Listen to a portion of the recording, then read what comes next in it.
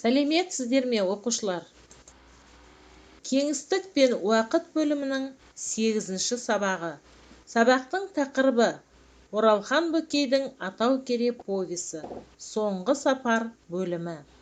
Сабақта жүзеге асырылатын оқу мақсаты әдеби шығарманың жанрына қарай композициялық ерекшеліктерін айқындау. Сіздердің меңгеретіндеріңіз әдеби шығарманың жанрына қарай композициялық ерекшеліктерін айқындайсыздар. Оқушылар, оқиғаны бөлім бойынша меңгергендеріңізді тексеру үшін мына сұрақтарға жауап берулеріңізді сұраймын. Бірінші. Құдіреті күшті Құдайым, мен осы дүниеден аттанып келсем де, осылайша масайрап тұра бересің-ау. Кімнің сөзі? Екінші. Нюра кемпірдің ажалына себеп болған? Үшінші. Айна енесінің сандығынан не тапты? Төртінші. Қажетті сөзді орнына қойыңыз. Лап еткен жалыннан жасқана шегініп, жауыз араның жанғанына қарадай. Ал енді дұрыс жауапты тексеріп көріңіздер. Оқушылар, барлық сұраққа дұрыс жауап берді деген сенімдемін.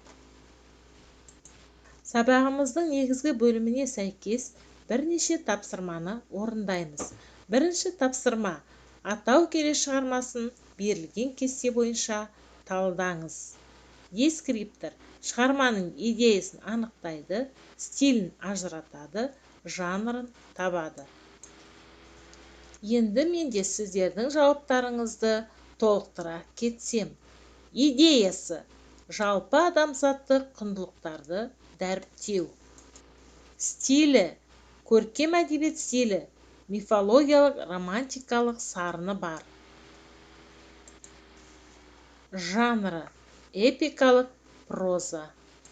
Тамаша: өте жақсы жұмыс. Тамаша: бөлім атауына сай. Басты оқиға: қауіпті гибридтер, Нұрке кемпірдің ажалы, сандықта жатқан көнетоз икон, еріктің жалғыз қалуы, таған мен айнаның жаңа өмір бастауы. Үшінші тапсырмада жазушының шығарманы жазу барысында қолданған композициялық ерекшелігін айқындаймыз. Тапсырманың дескрипторы композициялық ерекшеліктерді анықтайды, шығармадан мысал келтіреді. Жазушы шығармада монолог, символ, лейтмотивті қолданған. Алдымен композициялық тәсілдерді еске түсіріп алайық. Монолог: кейіпкердің көпшілікке қарата немесе өзіне арнап айтқан сөзі, толғанысы, өсиет уағызы. Символ: бір нәрсені не құбылысты тура суреттемей, бұларға ұқсас басқа бір нәрсеге не құбылысқа құпия теліп, жасыра жарыстырып, бүкпелей бейнелеу, тартымды тұспалдап түсіндіру. Лейтмотив: әдеби шығармаларда кейіпкердің немесе оқиғаның сипатын ашу үшін үнемі қайталанып келіп отыратын бейнелі ойды атауы. Ендеше, аталған ұғымдарға сәйкес композициялық ерекшеліктерін айқындап, шығармада келтірілген мысалдармен түсіндірейік. Дұрыс, оқушылар, мен де сіздермен келісемін. Шығармада тағанның монологтері басты композициялық сюжеттік қызмет атқарады. Тағанның монологы: табиғат жаратқан алқам-салқам болмайды. Ол әмсе әдемі, әмсе сүйкімді, әрі шыншыл, әрі ақылды.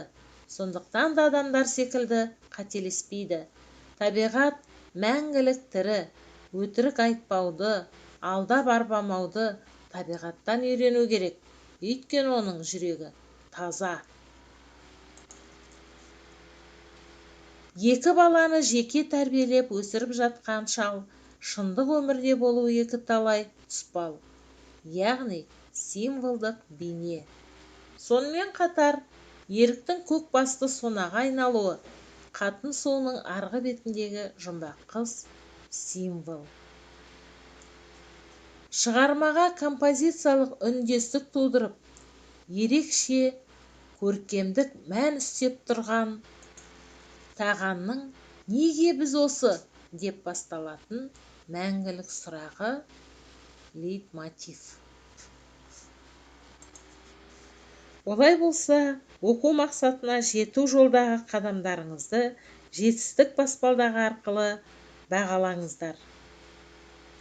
Түсінбедім, аздап түсіндім, түсіндім, жақсы түсіндім және өте жақсы түсіндім.